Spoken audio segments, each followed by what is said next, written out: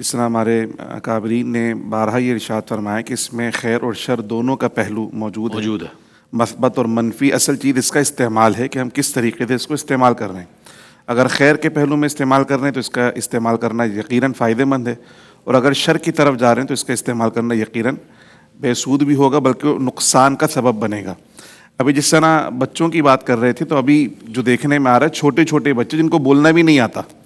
وہ چھوٹے چھوٹے بچے ماں باپ نے موبائل فون پہ لگائے ہوئے ہیں، ویڈیوز لگا کر دے دی جاتی ہیں۔ وہ کھانا بھی کھا رہے ہیں تو ویڈیوز دیکھ کر کھا رہے ہیں، پانی پی رہے ہیں تو ویڈیوز دیکھ کر، مطلب والدین نے اپنی ذمہ داری جو ہے وہ تربیت کی وہ چھوڑ دی ہے، وہ بچوں کو حوالے کر دیے موبائل فون کے۔ یعنی جو تربیت ہو رہی ہے موبائل فون پہ دیکھ کر ہو رہی ہے۔ اب اس سے کیا اثرات مرتب ہو رہے ہیں؟ ایک تو اس کے اثرات کے اندر یہ کہ جو کچھ بچہ دیکھ رہا ہے لاشعوری طور پر وہی ساری چیزیں سیکھ رہا ہے، نہ اس کے اندر ادب ہے، نہ اس کے اندر تربیت ہے، نہ اس کے اندر اخلاقیات ہیں، بلکہ الٹا وہ ڈپریشن کے ساتھ ساتھ جو غصہ ہے، چیخنا پکارنا ہے، اسی طرح بڑوں کی نافرمانی ہے، جو کچھ اس کے اندر دیکھا وہ سارا کا سارا وہ اڈاپٹ کرتا چلا جا رہا ہے۔ تو حدود و قیود کے حوالے سے ہم بنیادی طور پر یہی سمجھ سکتے ہیں کہ سب سے پہلی چیز تو یہ ہے اس کا استعمال خیر کے کاموں میں کرنا چاہیے۔ سب سے پہلی حد یہی ہے، یعنی وہ خیر جو آپ کو دنیا کے بھی نقصانات سے بچائے اور اخروی نقصانات سے بھی بچائے۔ پھر اس کے بعد دوسری چیز جو بڑی اہم ہے وہ یہ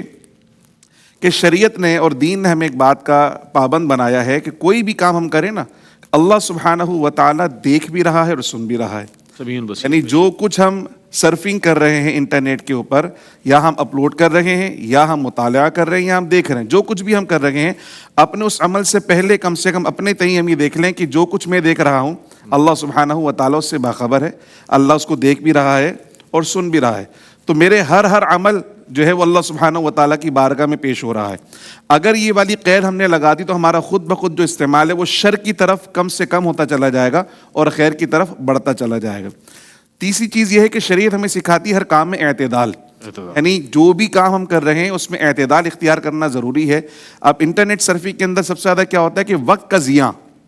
یعنی جب وہ دیکھنا شروع کرتے ہیں تو اس کی کوئی حد ہی نہیں ہوتی، جب تک یا تو آنکھیں نہ تھک جائیں یا آپ نیند میں نہ چلے جائیں، موبائل فون آف نہ ہو جائے، اس وقت تک اس کو چھوڑنے کے لیے تیار ہی نہیں ہے۔ ایسی صورت میں کیا ہوتا ہے کہ مال بھی ضائع ہو رہا ہے اور وقت بھی ضائع ہو رہا ہے، اور یہ اتنی بڑی نعمت ہے۔ اللہ سبحانہ و تعالیٰ نے قرآن مجید میں ارشاد فرمایا ہے کہ ثم لتسألن یومئذ عن النعیم، ہر نعمت کے بارے میں تم سے سوال کیا جائے گا۔ تو یہ جو لمحات ہم ضائع کر رہے ہیں اس فضول کی صرفی کے اندر، اللہ سبحانہ و تعالیٰ کی بارگاہ میں گرفت کا ہمیں سامنا کرنا پڑ سکتا ہے۔ پھر چوتھی چیز اس کے اندر یہ ہے کہ حدود و قیود کے اندر ہم دیکھیں کہ اپنی جو معلومات ہم شیئر کر رہے ہیں